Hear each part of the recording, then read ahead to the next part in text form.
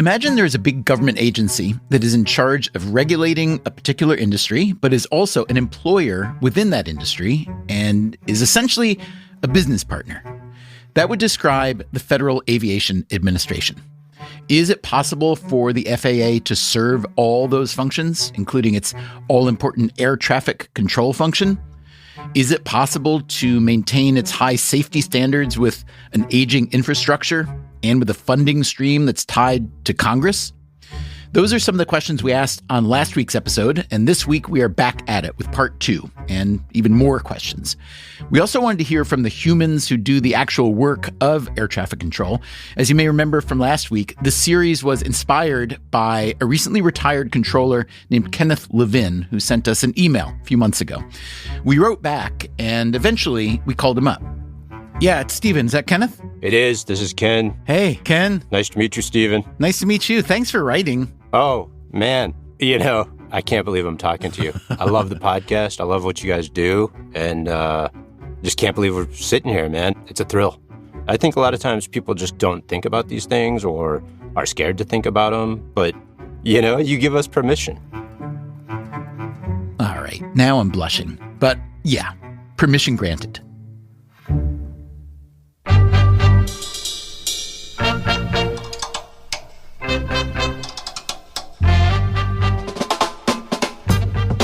This is Freakonomics Radio, the podcast that explores the hidden side of everything, with your host, Stephen Dubner.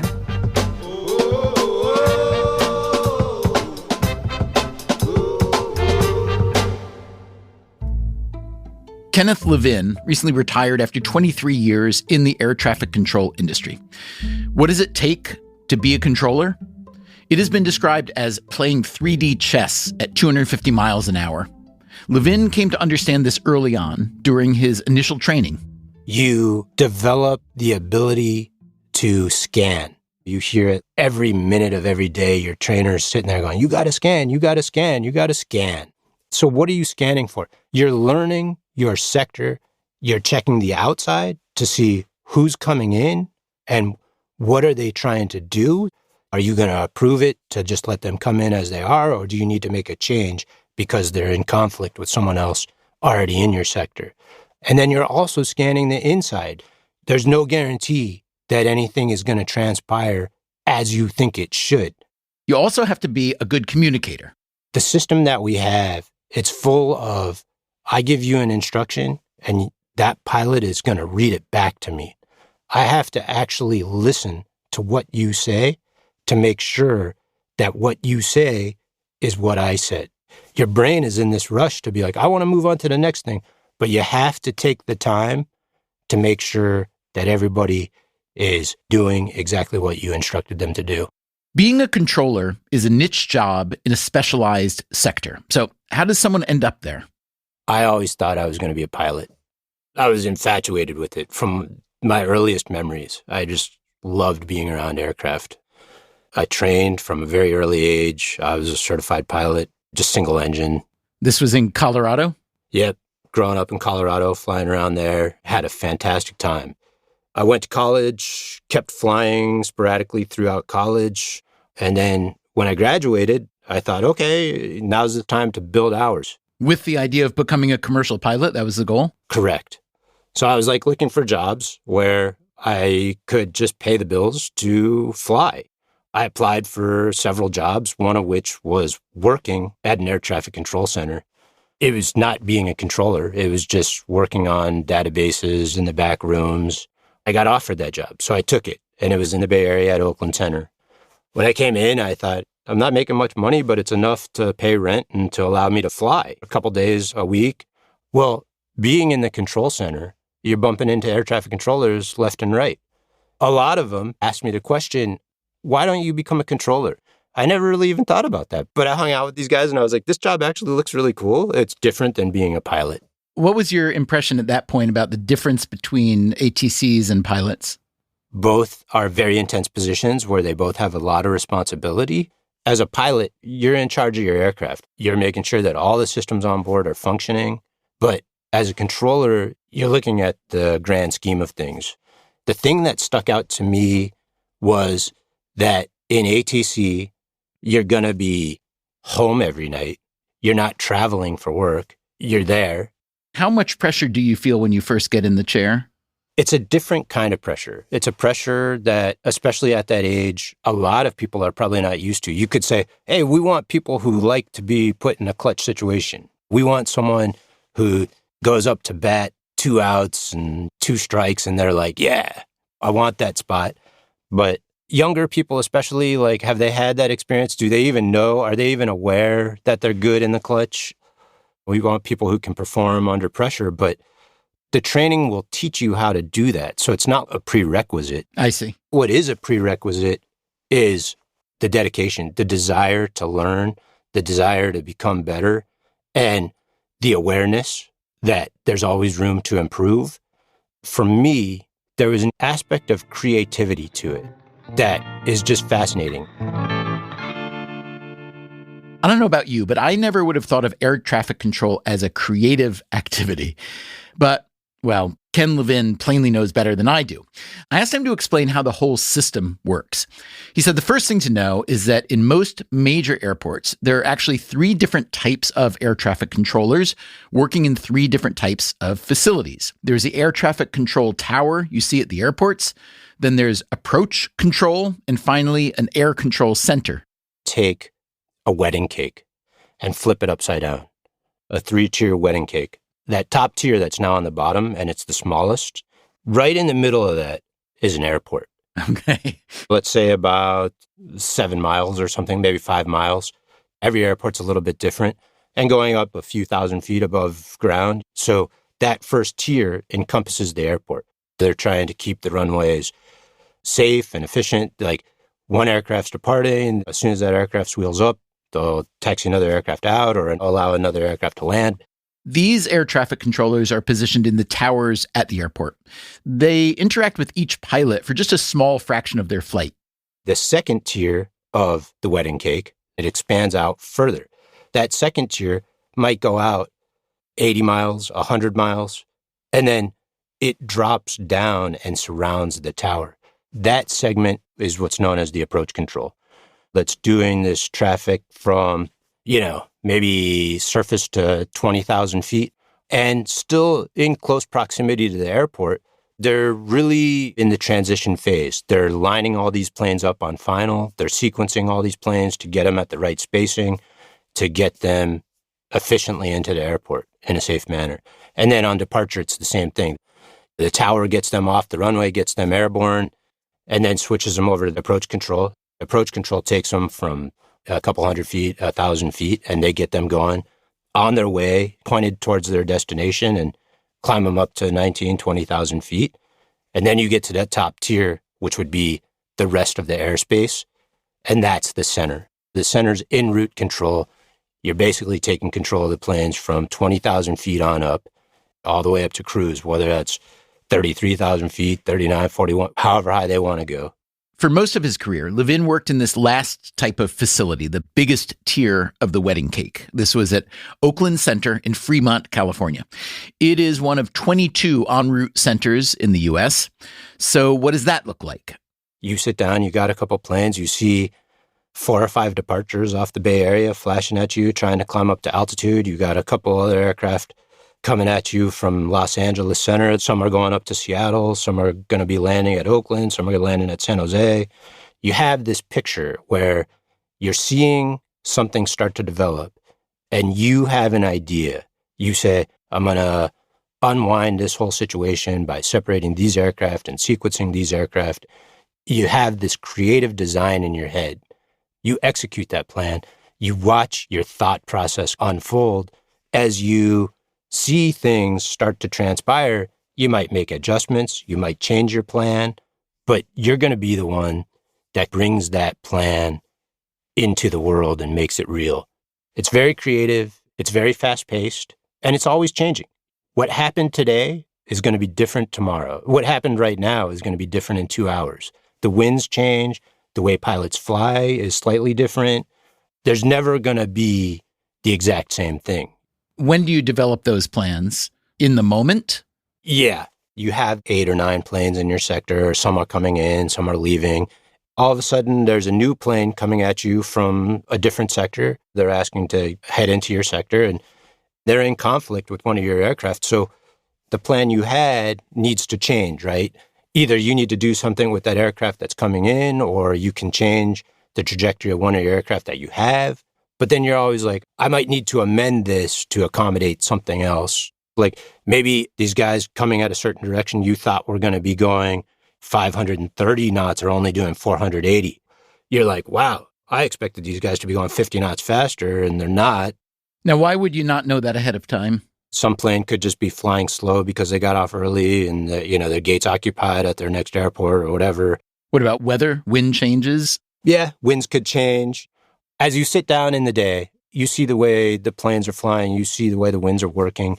So you can get a feel for like what angle is going to be the fast angle, what angle is going to be flying into the wind. So you get the grasp of those things, but there's always an anomaly. Like some aircraft is flying really slow because of the gate time or some other reason. And you might have to be a little inquisitive about why that's happening. Can you speed them up? Do they mind if you speed them up?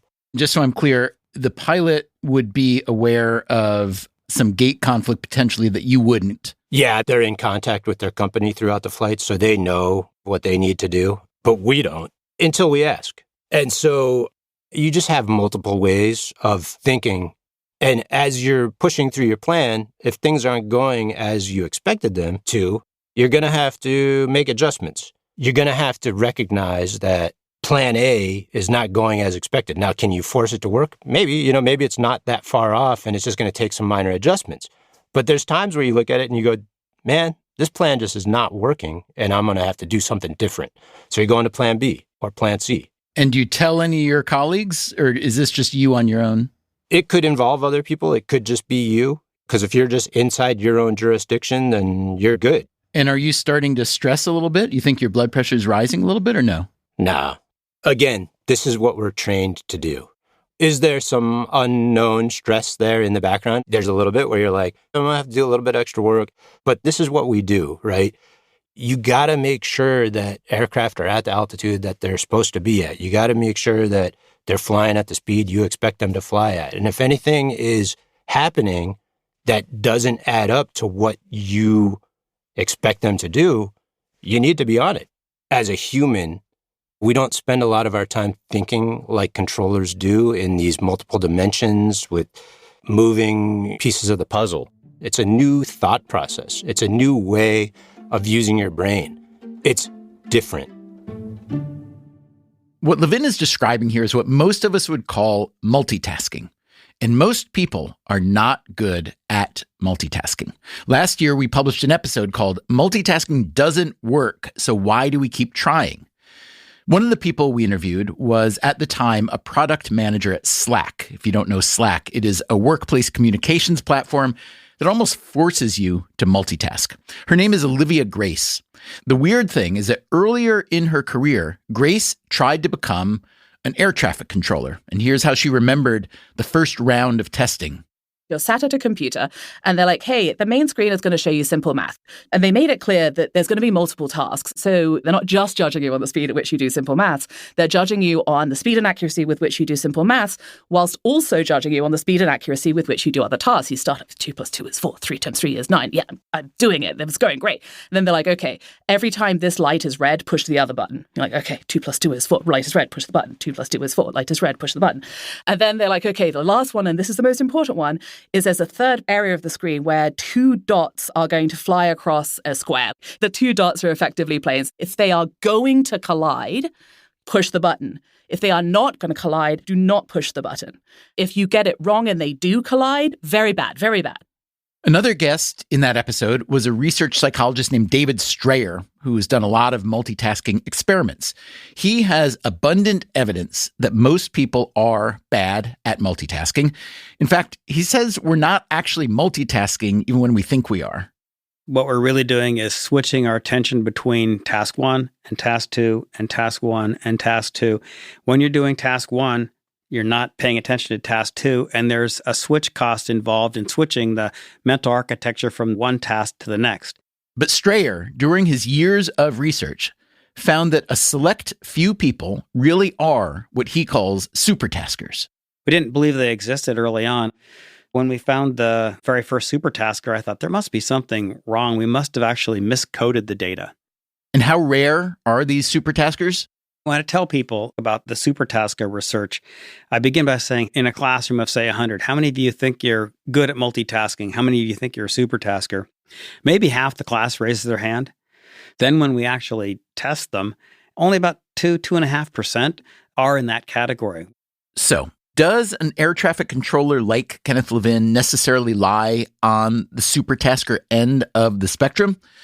I asked David Strayer if he had any data. He said he has never directly tested air traffic controllers, but he said, given the extensive selection, training, and washout that air traffic controllers go through, I would be surprised if the frequency of supertaskers isn't much higher than the base rate in the general population of around 2.5%. The reality is that a controller does have to seamlessly juggle dozens of variables with lives on the line. Levin says this ability goes back to the training process. A lot of people have no idea what goes on to train an air traffic controller. They think you go to this facility in Oklahoma for 3 months, you get out, next thing you know, you're just talking to planes. That's not the case at all. The training could take anywhere from 3 to 5 years. You train at the academy for several months. When you graduate from the academy, you get sent to a local facility. You're going to train there in a classroom for another several months. And then they're finally going to send you down to the floor where you'll do on-the-job training, where a seasoned veteran is sitting behind you, coaching you through how to do it and letting you get your feet wet and make mistakes. Did you love it the minute you started really working toward becoming an air traffic controller? Absolutely not. To the young people out there who are thinking about becoming controllers, I want to tell you something. It is an amazing job.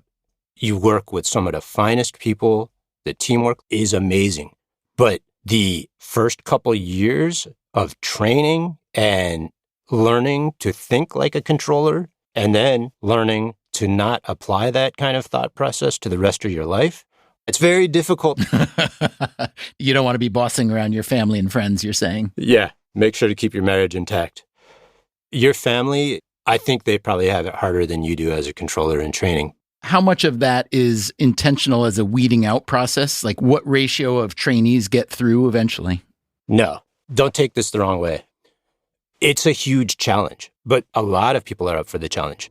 All those challenges that you face become some of your most memorable moments. It turns out that roughly a quarter of the trainees who enter the FAA Academy in Oklahoma don't make it through the program. Even for the ones who do graduate, about 20% of them won't get certified as a controller at the first facility they're sent to. At Oakland Center, where Levin spent most of his career, the failure rate for first-time hires is 45%.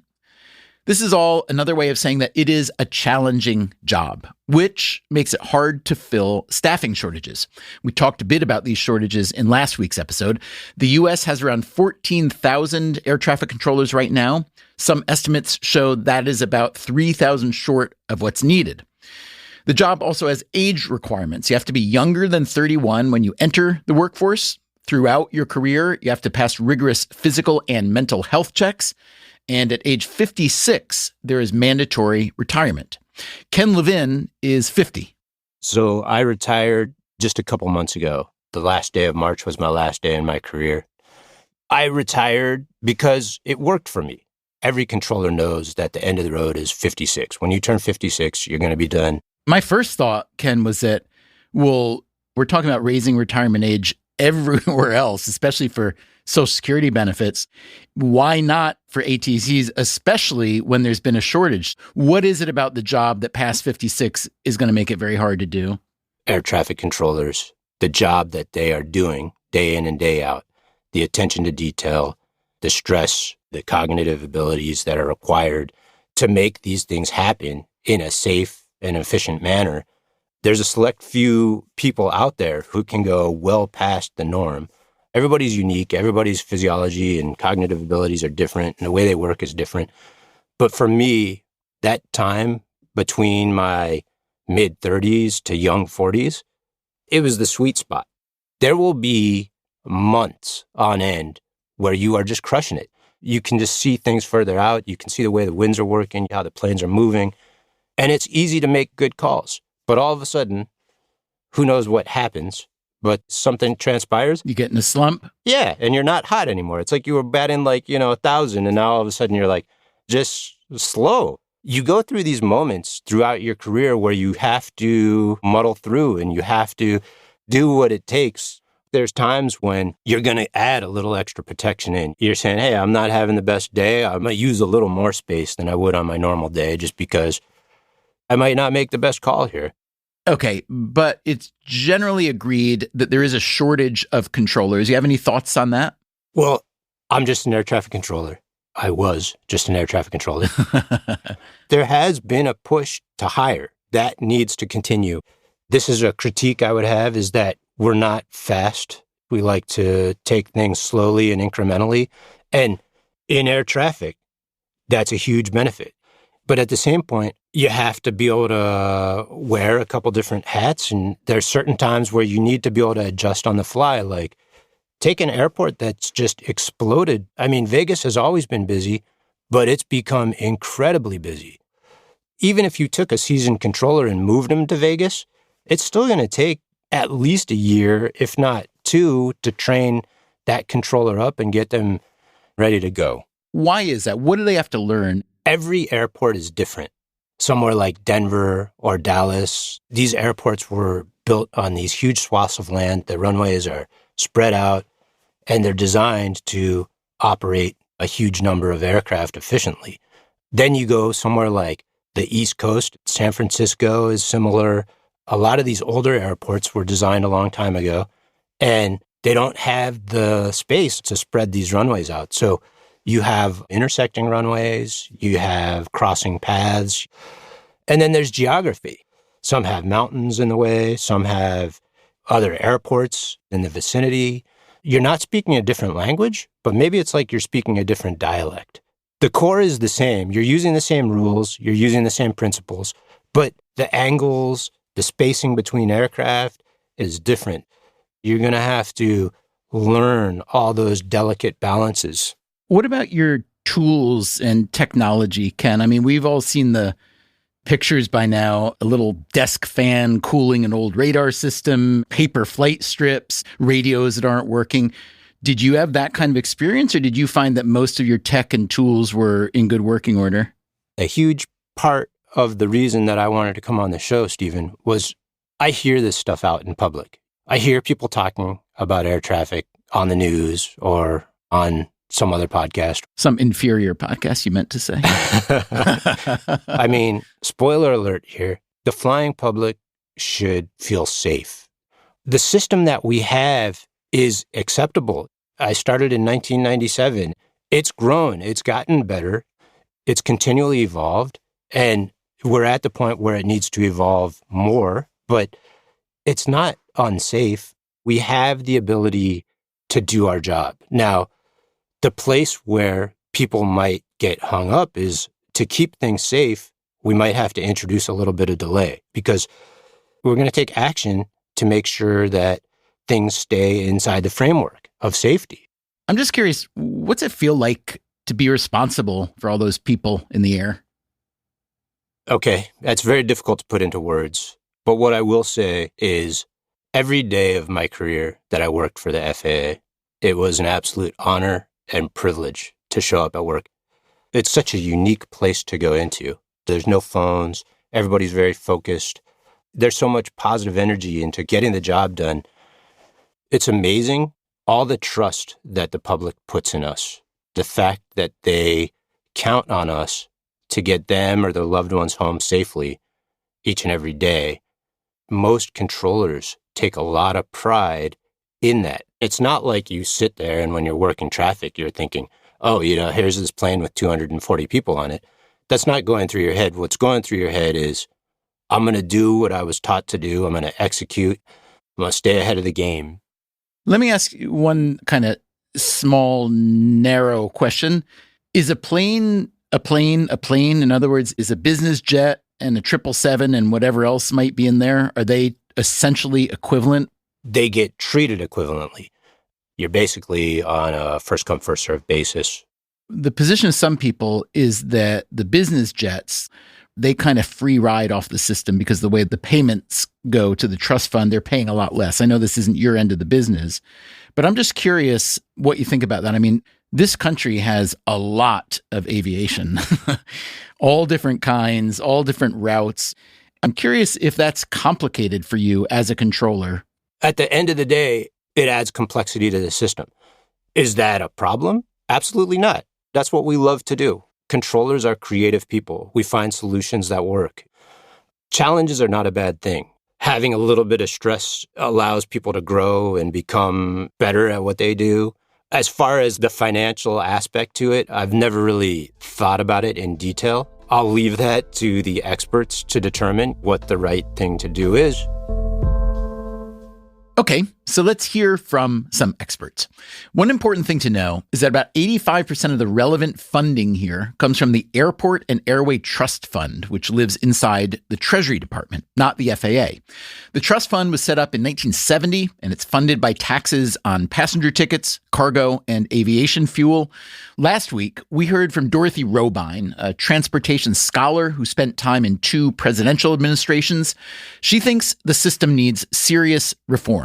One big reason is that commercial flights pay a lot more in taxes and fees than private planes, even though some private planes, like corporate jets, may consume just as many air traffic control resources as a commercial flight. The current system, she says, subsidizes private aviation by around $1 billion a year, and this makes them reluctant to change things. The National Business Aviation Association, they perceive that they have something to lose because they pay almost nothing to use the current system. Robine would like to see air traffic control set up as a corporate entity with government input, but disconnected from the funding and borrowing hurdles it now faces. Canada has a similar system that she admires. The U.S. has flirted with this model before. The first attempt at corporatization was in the mid-1990s during the Clinton administration.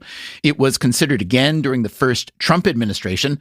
Robine worked on the first effort and testified in favor of the second. She says the corporate jet lobby, as well as the lobby representing smaller private planes, opposed the reform. Their standard argument is that size matters, that yes, you can do this in Canada where it's a small, fairly straightforward, simple aviation system. But in the United States, where it's really big and complicated, you need government to run it. That's kind of the reverse of what I would argue, but that's the standard argument.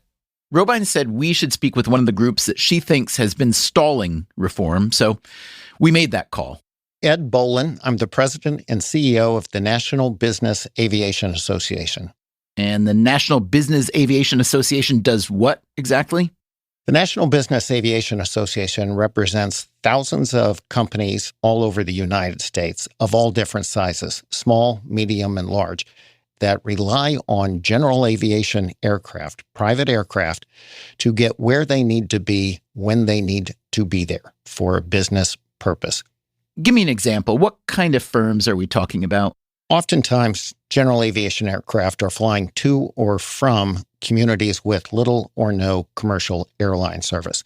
So if someone, for example, was going to fly from Salina, Kansas to Des Moines, Iowa, that would be an example where a construction company, maybe a medical company, a manufacturer may be bringing people to another area for a sales call or bringing people in to discuss a project. So you see all of these companies all over the United States using general aviation aircraft to be efficient, to turn travel time into productive work time, to move products that may be too big to fit in an overhead bin or too sensitive to go in a cargo hold, maybe trying to hit 3 cities in one day as opposed to 1 city in 3 days.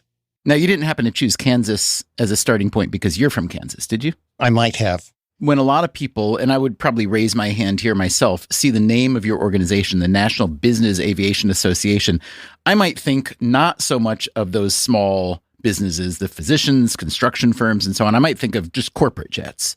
How much of your membership is comprised of corporate jets, and how do you define a corporate jet, et cetera? 85% of the business aviation companies in the United States are small and mid-sized companies. But there are Fortune 500 companies, for example, that are relying on general aviation aircraft, a business aircraft, to get where they need to be safely, securely, flexibly. And so a number of the best companies, whether you look at that as earnings per share, most admired brands, best places to work, through the years, companies that utilize and leverage business aviation outperform those companies that do not. Can you help me draw that pie a little bit? What share of all flights, let's say, or maybe revenue contributing to the trust fund are coming from the business travel or the corporate travel?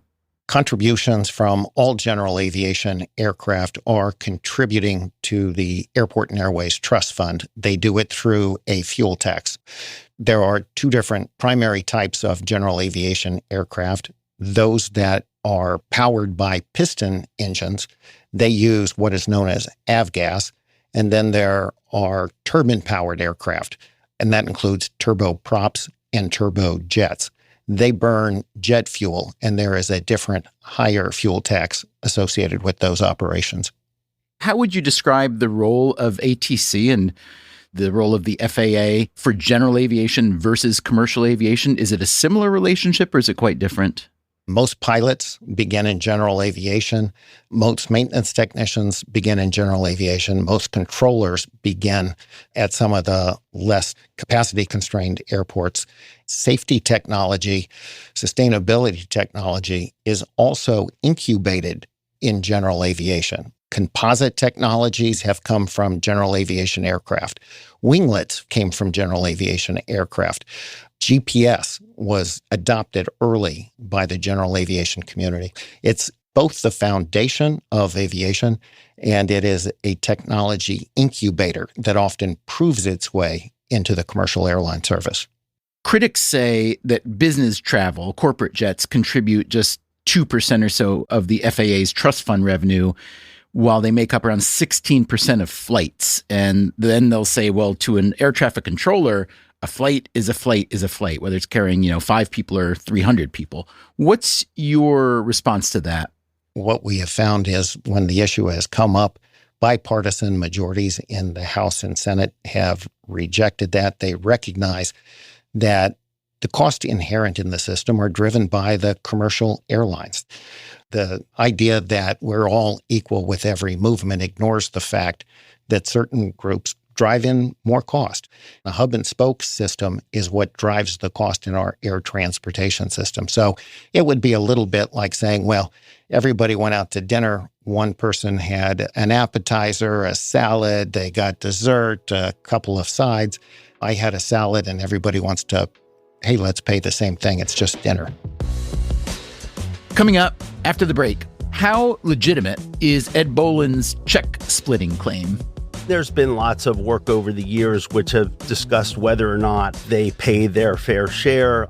I'm Stephen Dubner. This is Freakonomics Radio. By the way, we will soon be celebrating the 20th anniversary of our book Freakonomics and the 15th anniversary of Freakonomics Radio, which means I will be doing a few live events. If you are interested, go to freakonomics.com/live shows.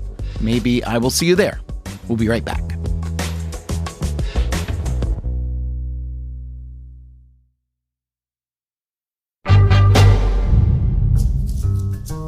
John Strong is an economist in the business school at William & Mary. He has been studying the airline industry for a few decades now, and he has a good grip on the sometimes uneasy alliance between the commercial airline industry and what is called general aviation. One thing we have to keep in mind is a lot of general aviation is kind of low level, doesn't really affect the nation's busiest airports, and it's kind of out there on its own. It's crop dusters in Kansas, right? What's true is that business aviation increasingly has had improved performance characteristics. So if you look at Teterboro or White Plains, the busiest business aviation airports are operating corporate jets, which are of similar capabilities to commercial aviation. And increasingly, I think business aviation has realized that the air traffic control system is slowing and making their operations less efficient as well. And so they've come a long way in the last year.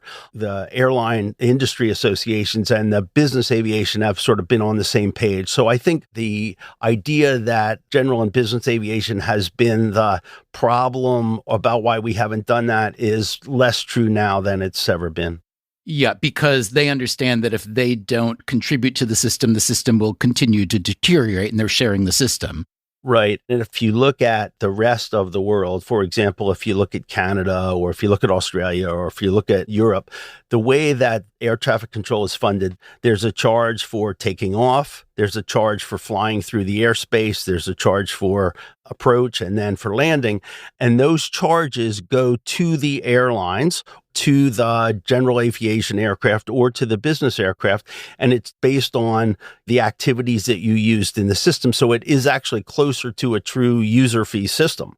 Are you saying that I get charged the same if I'm landing a Cessna as I am a 747? No, the formulas are generally based on size and weight and the time in the system, like flying through the airspace. So a 747 is going to pay more than a 737, will pay more than a Cessna 172. But what it does is it says that the user of the system is actually the aircraft, and we charge the aircraft. What the airlines do in the rest of the world is they pass those through in the form of the ticket prices that passengers pay, rather than a separate tax on the ticket that we do here. Do you like that specific a la carte charging system? I think that the system in the rest of the world is much more of a direct user fee. The idea of charging ticket taxes or cargo waybill taxes is really an indirect sort of secondary system. It doesn't really reflect the true cost of using the system in the same way. This brings us back to the argument made by Dorothy Robine and others that the FAA should be reorganized, removed at least in part from its government home. I went back to Ed Bolin of the National Business Aviation Association to try to understand his objections to this idea. Ed, there's been ongoing debate for years about different models for ATC governance, keeping it within the FAA versus corporatization or privatization like many other countries have done. Tell me why you feel corporatization is not the right way to do that. Why is it better to keep ATC within FAA? Well, let's just look at some of the other countries. You'll see a couple of things, including airlines attacking some of the ATC providers for mismanagement. You see controllers and pilots talking about the shortage of air traffic controllers. You see significant delays.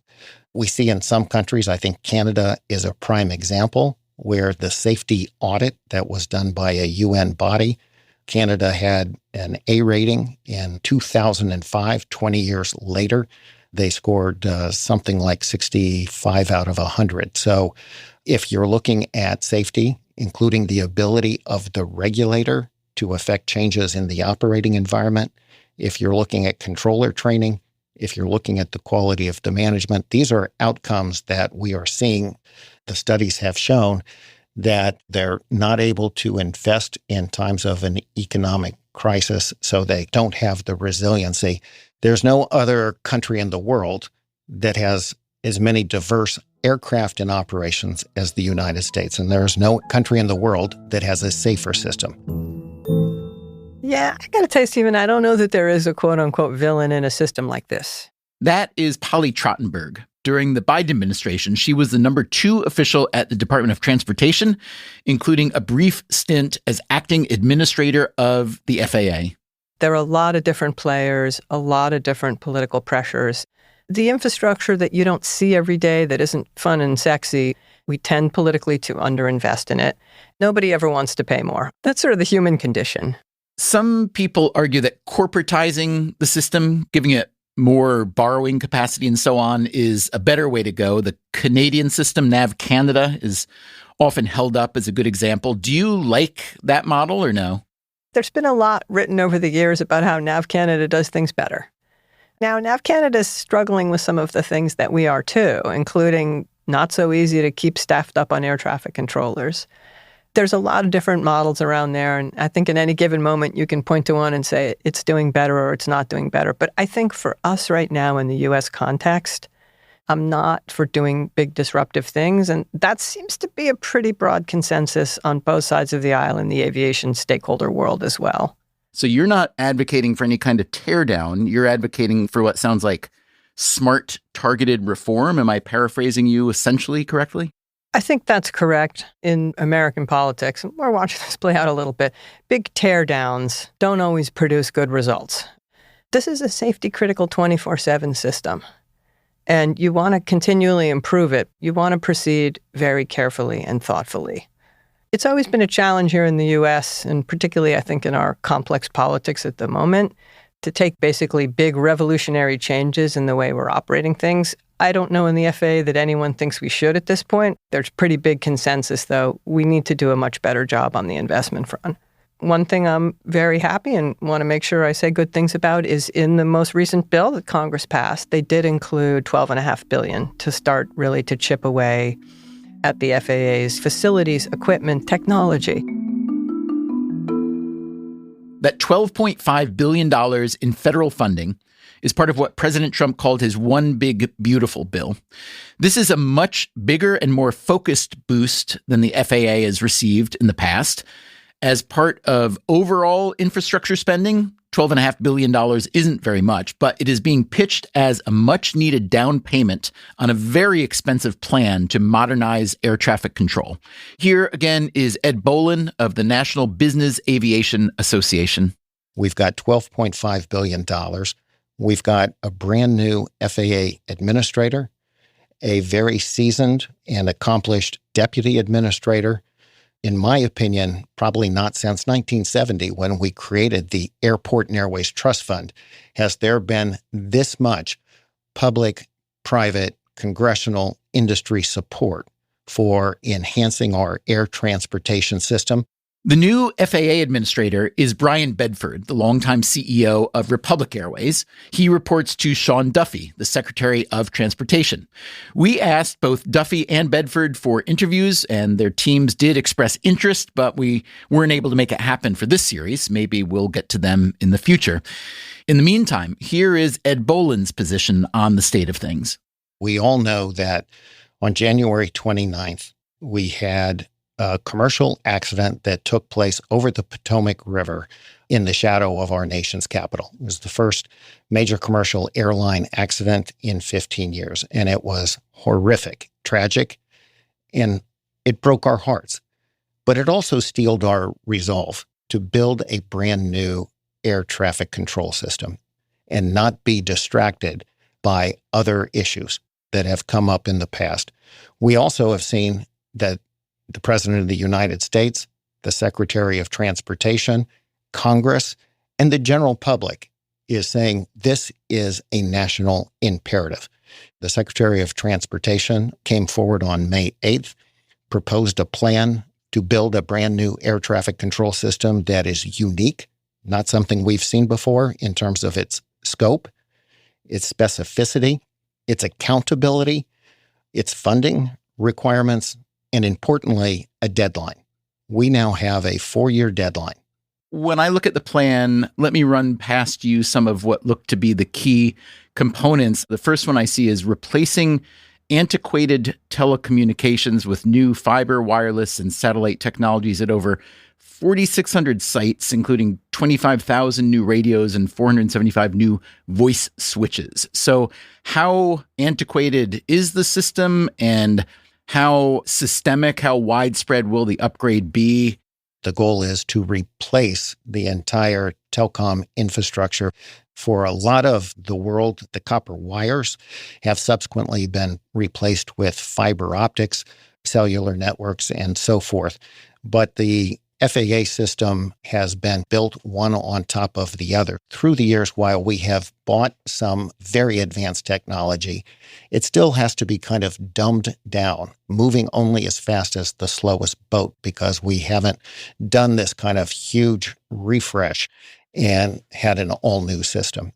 I see another component of the plan is replacing over 600 radars that have gone past their life cycle. Describe that for me. So the radars have been in use for a long time. They're used by both the Department of Defense and our air navigation system. Most of them were built in the 70s or 80s. Newer radars have a lot more capability and much less cost to maintain them. Some people have told us that radar should not be the foundation of the system anymore at all. It should be satellite navigation. What's your view on that? The foundation of our system today is what's known as GPS or satellite navigation with ground enhancements to it. But radar continues to be an essential part. It is partly a redundant system. What happens if GPS fails? It is also used by the military, so there will always be some type of minimal system, a reduced level of radar, but we have to keep radar. Another part of the new plan is building 6 new air traffic control centers for the first time since the 1960s. Where will those new control centers be? Why are they needed? When we talk about a brand new air traffic control system, we're talking about people, we're talking about facilities, and we're talking about equipment. When we get to facilities, we're talking about buildings that were built in the 1960s, the 1970s. And so, as you can expect from older buildings, they're not designed for modern communications. They're not designed for some of the realities that we have. In some cases, there are leaky roofs. Some cases, that's not enough room for large-scale cooling systems. Moving from analog to digital in every aspect of air transportation is going to open up a lot of opportunities, but we've got to have the people and we have to have the facilities to support that equipment and that technology. As I've heard it described in the past, a lot of the regulators, if not the commercial airlines themselves, have seen your organization as an opponent to the kind of reform they want. But that now, especially now that this new $12.5 billion has been made available for a new air traffic control system, I'm told that your group and the commercial airliners and the regulators are more on the same page. Is that an accurate characterization? I don't think there's been any question for many, many years that everybody in the air transportation system wants the U.S. to have the largest, the safest, the most efficient air transportation system in the world with the most diverse aircraft and aircraft operations. That has never been the issue. The question has been, how best do we get there? At times, commercial airlines, business aviation, a lot of business organizations, some conservative think tanks, a lot of small town mayors and city council people have been very concerned about effectively giving the system to a group of unelected officials and creating kind of a monopoly. What we have seen since January 29th is a unified aviation industry, airlines, labor, business aviation, all of general aviation. We've all united in a coalition known as Modern Skies. There's a unanimity of purpose and resolve. We've got a deadline, we've got the leadership, and we've got the first kickstart of money. The entire U.S. aerospace industry generates about $1.25 trillion in economic activity, which represents 5% of GDP. So how far will that $12.5 billion go? That's coming up after the break. I'm Stephen Dubner, and this is Freakonomics Radio.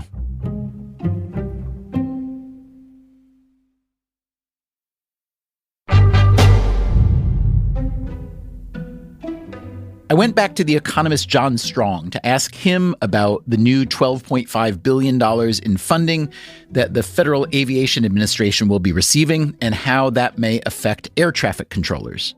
The controller's job is a job that it's always been stressful. It will continue to be stressful. We have to make sure that we manage the operating environment for the team as best we can.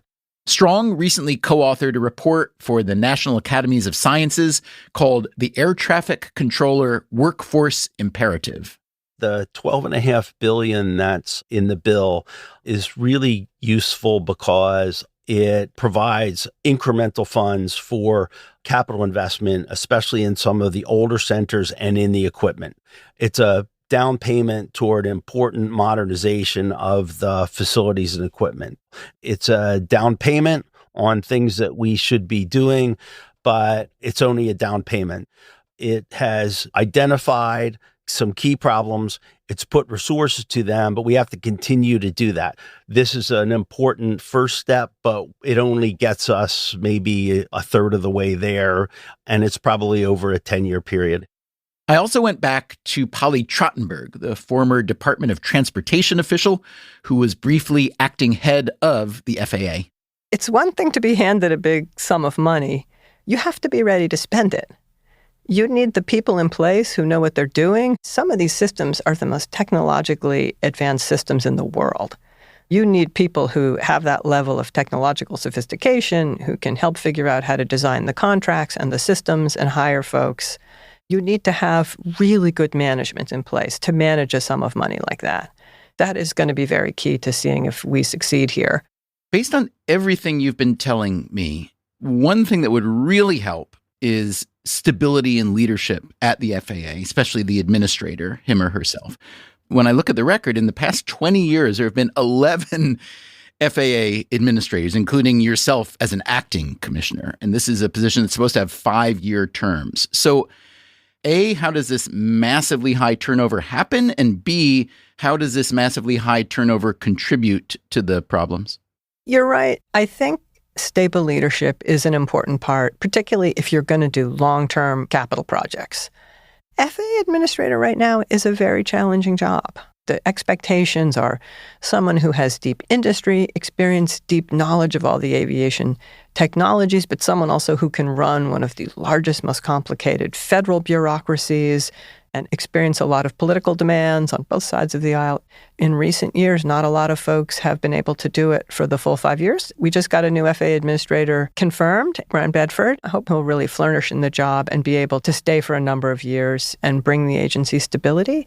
I would just add one thing, though. No one person has it all. You need a strong team. You need a whole leadership team to manage all the elements of that agency. I also went back to Ed Bastian, the CEO of Delta, the world's biggest airline by revenue. He has been in that job for nearly a decade. I asked what he thinks about the new FAA funding. It's going to get through some of the most critical infrastructure needs, whether that's the telecom systems, some of the oldest facilities that need to be updated and rebuilt or moved, some of the basic technologies to be deployed. This has immediate payback. It's payback to customers of their time. It's payback to us in fuel savings. It's payback to the environment and sustainability. It's allowing more flying to occur, which will help keep prices lower with the more supply you allocate to a market. It's a win on every dimension you have. The challenge is it's a long investment cycle.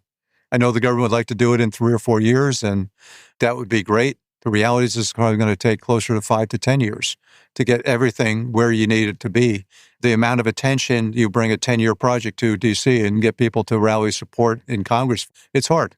Let's take a step back, though, and go to how the FAA has historically been funded. It seems as though the U.S. is one of the very few wealthy countries where air traffic control and aviation oversight are purely governmental, right?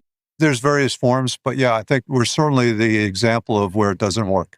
We pay currently as an airline industry a significant amount into the trust fund or the FAA user charges, airport infrastructure, and customer service charges. The tax on an airline ticket averages over 20%. That's more than tobacco, that's more than alcohol, that's more than buying a gun. It's not that question that we're not paying in for the operating cost. The question comes back to what's the government going to do to raise the capital, because these are capital costs to rebuild the system. Hopefully this process will work, but historically we've looked at privatization as being a good use of capital where you would separate, bifurcate the actual funding and the capital allocation from the governance process in terms of the actual management of the FAA. So let's say we were talking 5 years from now, Ed, and there had been significant reform in the FAA, especially with air traffic control. What would you say would have been the specific improvements that were made?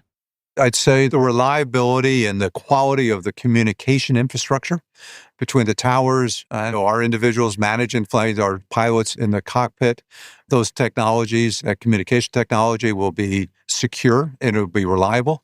The fact that you'd be able to then hire and recruit individuals into those roles would be better. I think you would have the ability to probably start seeing some tangible reductions in flying time. That's only going to be good for all parties concerned. I think we all agree, including the FAA, and I think including the leaders in D.C., that that's a start. But it's going to take a considerable amount of additional funding to get us to where we need to be. Now, that said, $12 billion is more than the FAA has been allocated in years. So let's get it going.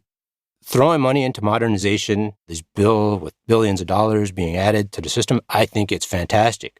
And that, again, is the recently retired air traffic controller, Kenneth Levin. We always need to evolve. We've got facilities that are degrading, equipment that's degrading, and it needs to be modernized, so we need to put money at it. What bothers me is when we talk about these things, people will say, hey, like, this system's not working. It might not be working as it was expected to, but controllers know how to work with that. Is the passenger going to feel it in the delay and not getting home on time? Sure, but they're going to get home safely. It sounds like the system that you've been in, it sounds like you're a huge fan of it. I am a big fan. We've come up with something good. You have to be willing to make adjustments. I just think you have to be able to look at yourself seriously and ask yourself the serious questions about what needs to be done to drive things. It's hard, though, when you're good at something, and like you see this all the time. I think one of the most instructive lessons is to see how few companies make it more than 50 years in the Dow or, top of the S&P. The life cycle, even of a very successful company, is pretty short. It's hard to get good at something, but it's also really hard to stay good. In air traffic, we've been doing this for decades on end. How do you keep your workforce engaged and involved and relevant and able to expand, to evolve, to grow, and to change with the times, right? I think aviation has cracked the code in certain aspects of it. When you say that aviation cracked the code, are you referring to how safe commercial air travel is? Right. I think it's one of the great underappreciated accomplishments of the modern era. It's bonkers if you think about it. More than half the reason that I reached out is because aviation is amazing. I mean, I'm biased. I've been involved in it my entire life. But in 2024, there was something like 314 aviation-related deaths in the year of 24 worldwide. It's just a feat. One aspect that makes aviation so amazing is when there's a mistake, we dig into it and we learn from it. That's pilots, that's engine mechanics, it's all of us, it's controllers. When we see something difficult transpire, as painful as it may be, we have to know that we will be better on the other side because of it. So, what have we learned over these past 2 episodes? I would say it boils down to this. Aviation in the U.S. is incredibly safe despite an aging regulatory and safety framework. We learned that corporatization or privatization of the FAA is unlikely, at least at the moment. And we learned that the $12.5 billion coming to the FAA will help a lot, but that it won't fix everything. I also learned that it is really worthwhile to read the emails that our listeners send in. I have interviewed a lot of people in a lot of occupations over the years, and I can't think of many people who have acquitted their own occupation as well as Ken Levin. This makes me feel pretty good about the state of air traffic control. Maybe I'm a fool for extrapolating. Maybe there are a bunch of other air traffic controllers out there who don't have anywhere near the same level of accountability that Ken has, but I kind of doubt it.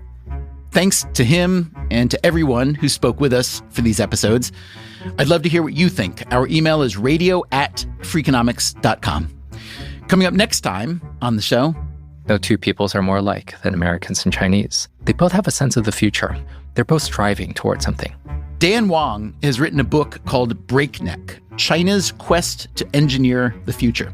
He points out that the Chinese government is dominated by engineers The U.S., meanwhile, has always been and continues to be dominated by lawyers. Lawyers are really good at saying no. Lawyers block everything, good and bad. So what happens when a lawyerly society goes up against an engineering state? That's next time on the show. Until then, take care of yourself. And if you can, someone else too. Freakonomics Radio is produced by Stitcher and Renbud Radio. You can find our entire archive on any podcast app, also at Freakonomics.com, where we publish transcripts and show notes. This episode was produced by Teo Jacobs and edited by Ellen Frankman. It was mixed by Eleanor Osborne with help from Jeremy Johnston. The Freakonomics Radio Network staff also includes Alina Coleman, Augusta Chapman, Dalvin Abawaji, Elsa Hernandez, Gabriel Roth, Greg Rippin, Jasmine Klinger, Morgan Levy, Sarah Lilly, and Zach Lipinski. Our theme song is Mr. Fortune by the Hitchhikers, and our composer is Luis Guerra. One of my coworkers comes up to the break room, and this was 2006. He throws your book down, Freakonomics. So I read it, and I've been in ever since. I missed probably the first couple of years of your podcast. They're still there, you know. You can catch up. Yeah. There's no rule against going back to the beginning. And I'm not saying they're all good, Ken. But when we screw up, it's not fatal. I will say that.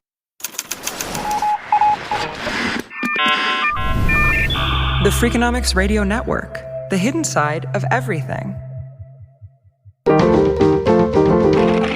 Stitcher.